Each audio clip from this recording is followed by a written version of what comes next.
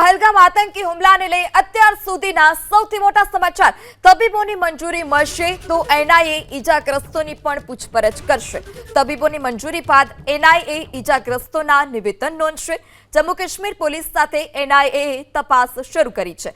છેલ્લા થોડા દિવસથી ઇન્ટરસેપ્ટ થયેલી ચેટનું પણ વિશ્લેષણ જે છે તે કરવામાં આવી રહ્યું છે।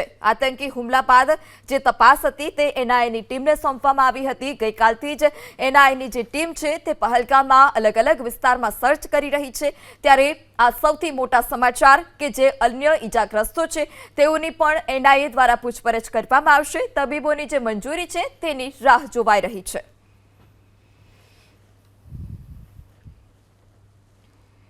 પહલગામ આતંકી હુમલાને લઈ અત્યાર સુધીના સૌથી મોટા સમાચાર। તબીબોની મંજૂરી મળશે તો એનઆઈએ ઈજાગ્રસ્તોની પણ પૂછપરછ કરશે। તબીબોની મંજૂરી બાદ એનઆઈએ ઈજાગ્રસ્તોના નિવેદન નોંધશે।